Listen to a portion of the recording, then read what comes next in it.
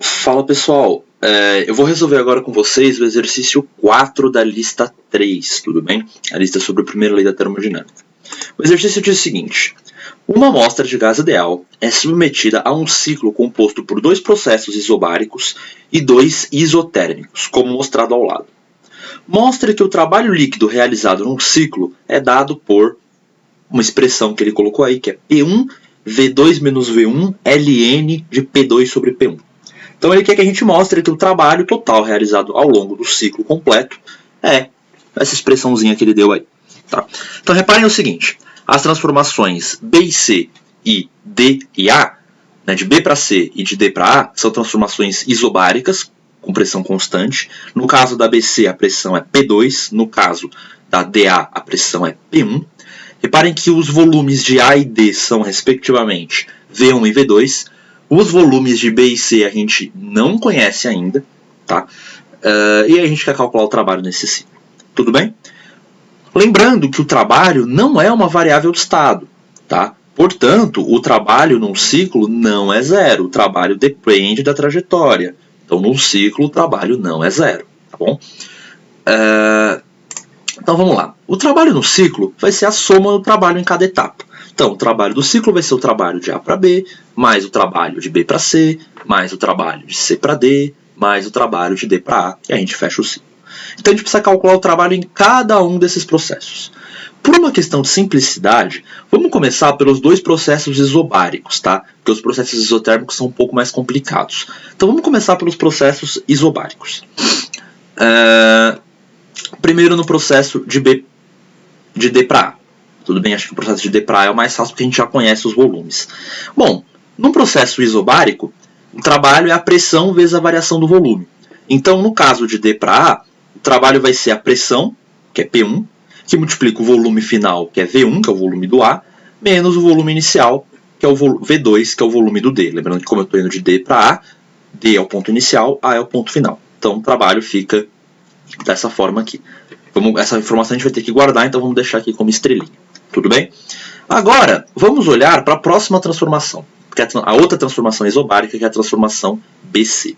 Então, legal. Eu quero ir de B para C. Então, o trabalho vai ser a pressão, que é P2, no caso, né? Que multiplica o volume final, que é VC, menos o volume inicial, que é VB. Legal? Ora, como que a gente pode calcular quem são VB e VC, né? Esse que é o problema, que a gente precisa descobrir quem é VB e quem é VC. Vamos fazer o seguinte: para descobrir o VC, vamos pensar no seguinte: a transformação que vai de C até D é uma transformação isotérmica, tudo bem? Você já deve ter aprendido que para uma transformação isotérmica, o produto pressão vezes volume é uma constante, tudo bem? Então é a famosa lei de Boyle, tá? Num gás ideal, obviamente. Então, se você pegar a pressão do ponto C e multiplicar pelo volume do ponto C, isso vai ser igual à pressão do ponto D vezes o volume do ponto D, porque eles têm a mesma temperatura. Isolando VC, VC vai ficar P1V2, que é PDVD vira P1V2, porque o PD vale P1 e VD vale V2, dividido por PC, que vale P2. Então, a gente isolando o VC obtém P1V2 sobre P2. Agora, eu posso fazer a mesma coisa com os pontos B e A. Como eles estão na mesma isoterma, eu posso falar que PBVB igual a PAVA, isolo o VB, fica P1V1, que é PAVA, dividido por PB, que é P2. Então, reparem que a gente obteve aqui o VC e o VB. Tá? Uma coisa importante, eu poderia, por exemplo, falar que PCVC é igual a PBVB, tipo, comparar os pontos C com o ponto B dessa forma? Não, a gente não poderia fazer isso. Outra coisa que eu não posso fazer, eu não posso falar que PCVC é igual a PAVA. Por que eu não posso fazer isso? Porque esses pontos não estão na mesma isoterma. Para eu poder fazer isso, fazer essa comparação, falar que o produto PV é constante, os pontos que eu estou comparando precisam estar na mesma isoterma. Eles precisam ter a mesma temperatura. Nesse caso, os pontos C e D estão na mesma isoterma, e os pontos A e B também estão na mesma isoterma. Mas B e C não estão na mesma temperatura. A e D não estão na mesma temperatura. A e C não estão na mesma temperatura. B e D não estão na mesma temperatura. Tá? Então é muito importante tomar cuidado com isso. Legal? Bom, então a gente já tem aqui o volume do B e o volume do C. Então a gente pode substituir esses dois volumes aqui na fórmula do trabalho que a gente tinha achado de B para C, que era P2VC menos VB. Então fica P2, que multiplica, no lugar do VC eu coloco P1V2 sobre P2, que é o que a gente tinha achado, menos VB, que é P1V1 sobre P2. Reparem o seguinte, esse P2 vai simplificar com esses P2 aqui, e eu posso pôr P1 em evidência. E aí fica que o trabalho de B para C é P1 que multiplica V2 menos V1. Agora, olha que interessante. O trabalho de D para A é P1, V1 menos V2. O trabalho de B para C é P1, V2 menos V1. Eles são muito parecidos, eu só inverti a ordem. Basicamente, o que acontece é que eles são iguais em módulo, porém, eles têm sinais opostos, sinais diferentes. Reparem que de B para C eu tenho uma expansão, então o trabalho é positivo. Já de D para A eu tenho uma compressão, o trabalho é negativo. Como eles são, um é positivo, o outro é negativo, e eles são iguais em módulo, na hora que eu somo os dois, dá zero. Portanto, a soma do trabalho de B para C com o trabalho de D para A é zero. Tá? Essa é a primeira consequência importante que a gente tira nesse processo. Agora, olha que legal que vai acontecer. O trabalho no ciclo é a soma de 4 trabalhos. A gente descobriu que a soma de 2 desses trabalhos é zero, que é trabalho W de B para C mais W de D para A é zero. Então eu posso simplesmente tirar esses dois termos juntos da soma. E aí o trabalho do ciclo, que é o que eu quero achar, vai ser simplesmente o trabalho de A para B mais o trabalho de C para D. Legal? Então a gente já resolveu aqui, vai metade do problema, meio caminho andado.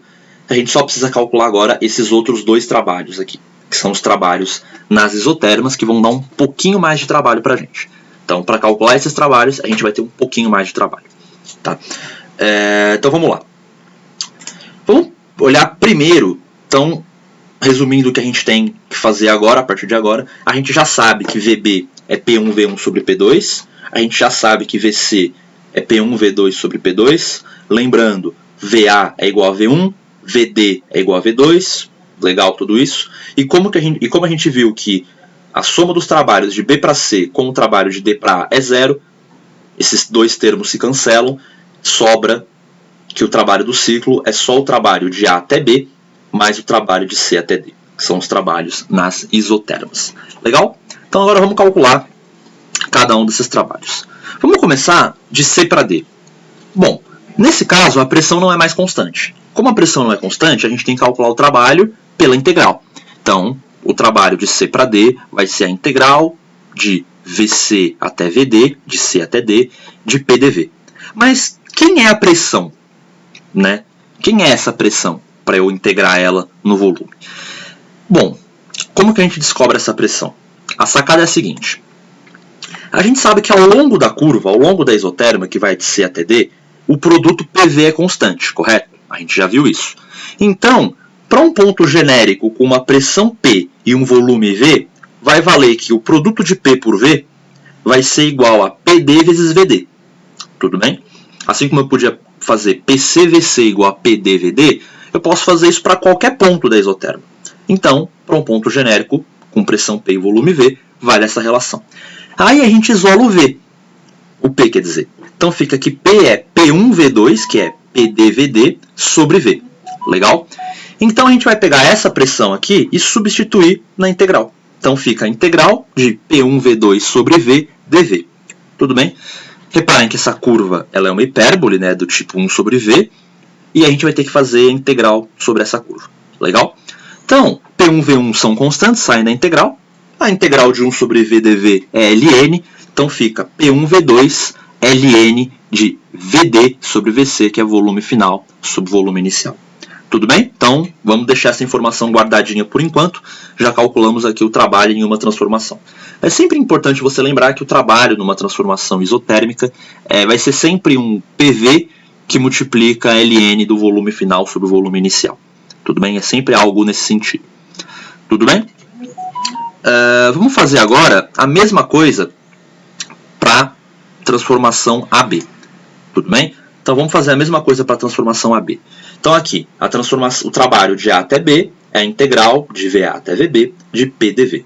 De novo, a mesma pergunta, quem é a pressão? A gente vai fazer o mesmo raciocínio. Ao longo dessa isoterma que vai de A até B, PV igual a PAVA, igualzinho que a gente fez antes. Isolando P, fica PAVA sobre V, PA é P1, VA é V1, então fica P1V1 sobre V. Legal? A gente substitui essa pressão na expressão do trabalho, no lugar do P. Fica então a integral de VA até VB de P1V1 sobre VdV, certo? A gente faz a integral, P1 e V1 são constantes, integral de 1 sobre VdV é ln, então fica ln do volume final, que é VB, sobre o volume inicial, que é VA. Tudo bem? Então, é muito parecido com o que a gente fez no outro processo, só que agora é para B, certo? Legal, então, resumindo tudo que a gente já tem os dois trabalhos que a gente precisava, o trabalho de C até D e o trabalho de A até B. O que a gente vai fazer? A gente vai somar os dois. A gente vai ter que somar os dois para calcular o trabalho final. Só que antes disso, vamos ver o quanto valem essas razões, VB sobre VA e VD sobre VC? Vamos lá. VD sobre VC vai ser VD, que é V2, tá aqui, dividido por VC. VC a gente tinha calculado lá no começo, que era P1V2 sobre P2. Então fica V2 sobre P1V2 sobre P2.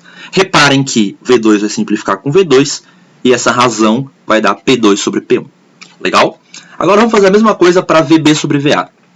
VB sobre VA, VB é P1V1 sobre P2, a gente tinha calculado lá no começo, né?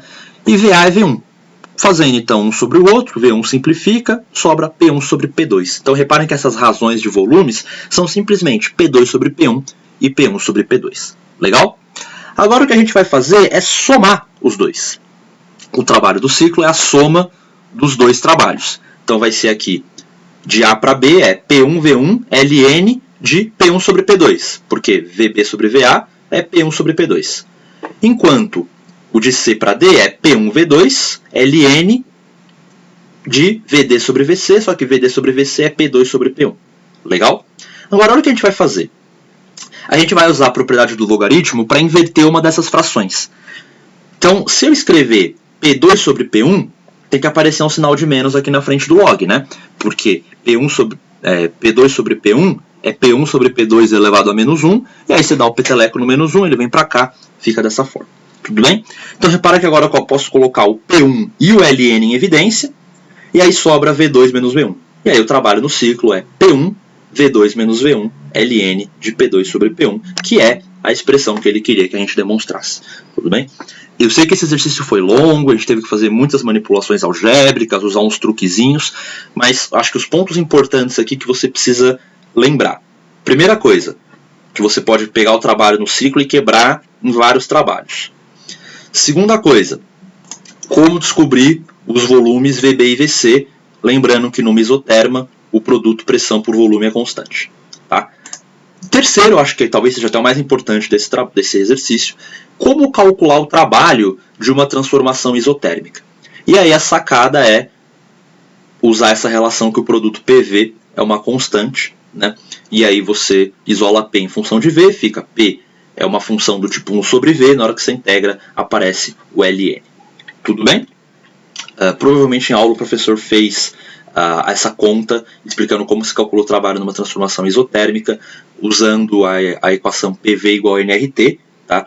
Como a ordem das listas de exercício, gás ideal só vinha na lista 4, eu tentei evitar ao máximo usar essa equação PV igual a nRT, tá? Mas se você souber a fórmula lá do trabalho, usando o trabalho da transformação isotérmica, usando o PV igual a nRT, também não tem problema nenhum você usar ela para fazer essa conta. Tudo bem? Então é isso. Se vocês tiverem qualquer dúvida, podem mandar que eu tiro para vocês. Beleza?